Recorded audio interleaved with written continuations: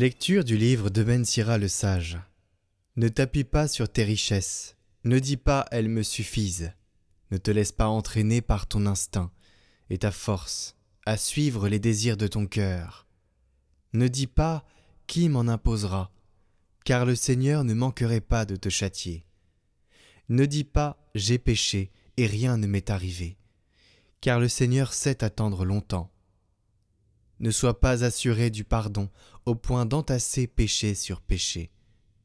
Ne dis pas « sa miséricorde est grande, il pardonnera bien tous mes péchés », car en lui, il y a pitié, mais aussi colère. Son indignation s'abattra sur les pécheurs. Ne tarde pas à te retourner vers le Seigneur. Ne remets pas ta décision de jour en jour, car brusquement éclatera la colère du Seigneur, et à l'heure du châtiment, tu seras anéanti. Ne t'appuie pas sur des richesses injustement acquises. Elles te serviront de rien au jour de l'adversité.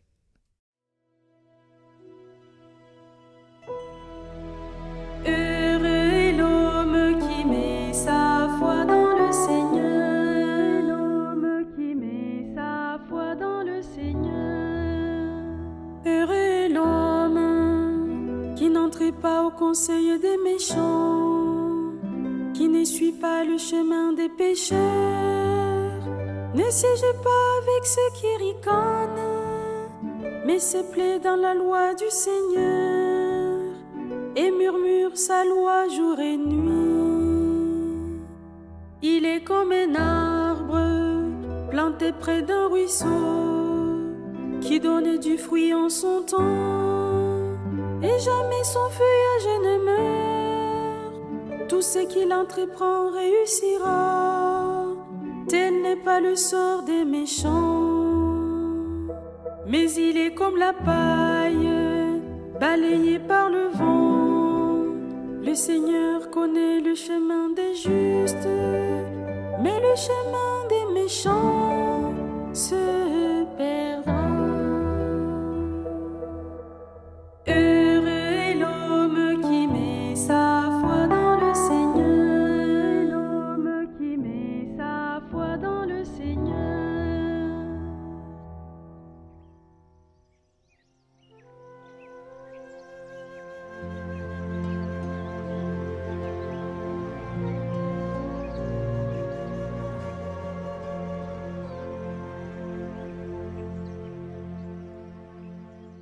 Évangile de Jésus-Christ selon saint Marc.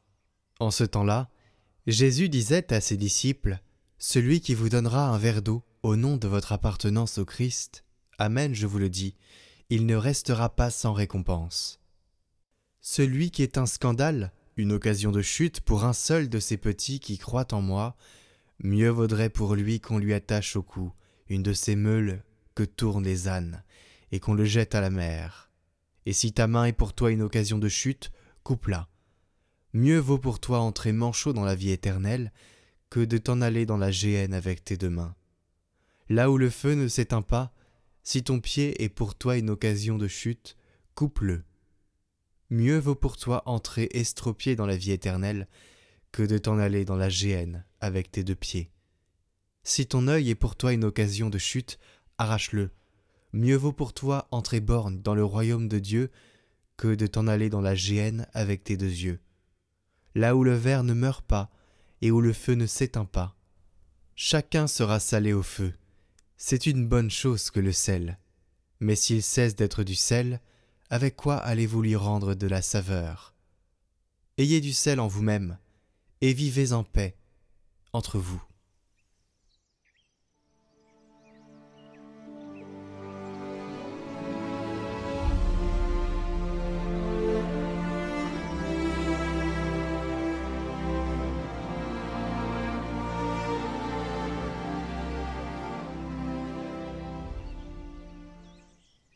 Nous avons tous ce réflexe insidieux, remettre à demain la conversion. Différer ce pas décisif vers Dieu en nous disant qu'il y aura toujours du temps. Ne remets pas ta décision de jour en jour, avertit Ben Sira. Ce n'est pas seulement une mise en garde morale, c'est un cri contre l'illusion qui gangrène nos âmes, celle d'un avenir garanti. Le piège de demain, c'est cette fiction qui nous persuade que nous aurons toujours le temps de changer, de pardonner, d'aimer vraiment. C'est une arme redoutable du tentateur, nous distraire avec un avenir hypothétique pour nous empêcher d'agir aujourd'hui. Mais Dieu n'est pas un distributeur de pardon automatique à la fin de nos jours.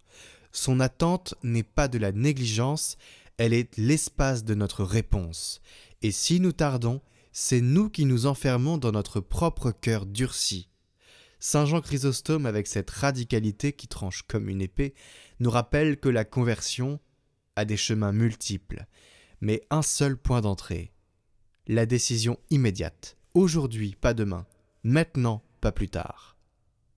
Et c'est précisément là que l'Évangile nous rejoint de plein fouet. Dans tout ce que nous croyons pouvoir remettre à plus tard, il y a un aveu caché. Nous ne voulons pas vraiment changer. Quand Jésus nous appelle à la vigilance et au retour vers lui, ce n'est pas par une simple invitation spirituelle, c'est un électrochoc. La vie éternelle ne commence pas après la mort. Elle commence ici, dans ce présent où nous choisissons ou refusons Dieu. Ne nous trompons pas, le Seigneur ne viendra pas seulement un jour, il est déjà là, il passe maintenant. Condamne donc toi-même tes fautes, exhorte Chrysostome, et cela suffira pour que le Maître t'exauce. Ce n'est pas la peur du châtiment qui doit nous motiver, mais l'urgence de ne pas laisser le Christ passer sans réponse. Nos richesses, nos excuses, nos calculs prudents, tout cela s'effondrera au jour où nous réaliserons que le seul instant qui compte, c'était celui que nous étions en train de vivre. Alors ne tardons plus, l'éternité commence aujourd'hui.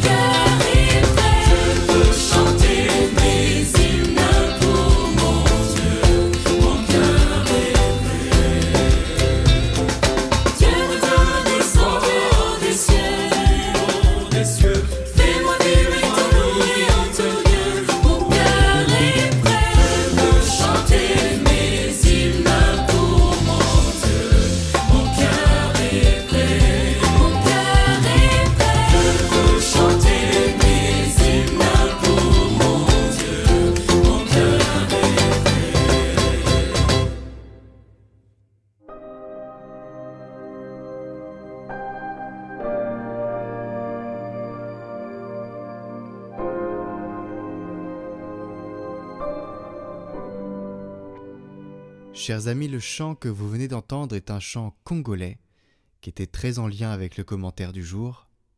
Je vous invite aujourd'hui à prier pour ce peuple, ainsi que pour tous les peuples en détresse. Seigneur, nous nous tournons vers toi avec un cœur brisé, en pensant à la ville de Goma, à l'est de la République démocratique du Congo, tombée aux mains des rebelles. Nous te confions les victimes de cette guerre, plus de 3000 corps enterrés par la population, les bénévoles qui se dévouent pour les réfugiés, les enfants abandonnés et déracinés par la violence. Nous prions aussi pour les fidèles massacrés alors qu'ils étaient rassemblés dans une église, et pour toutes les familles endeuillées. Que leur souffrance ne soit pas oubliée, que leurs cris montent jusqu'à toi. Seigneur, entends le cri de ce peuple meurtri depuis plus de 30 ans, victime d'un conflit qui ne cesse d'endeuiller des innocents. Que la paix et la justice l'emportent sur la guerre et l'injustice. Que les dirigeants assument leurs responsabilités et protègent leur population. Que les crises sanitaires et économiques qui frappent les habitants soient surmontées. Nous te prions aussi pour toutes les nations en proie à la guerre et à la violence. Viens sécher les larmes des victimes, apaiser les cœurs et inspirer aux hommes des chemins de paix. Notre Père qui es aux cieux, que ton nom soit sanctifié, que ton règne vienne, que ta volonté soit faite sur la terre comme au ciel. Donne-nous aujourd'hui notre pain de ce jour, pardonne-nous nos offenses comme nous pardonnons aussi à ceux qui nous ont offensés, et ne nous laisse pas entrer en tentation, mais délivre-nous du mal. Amen.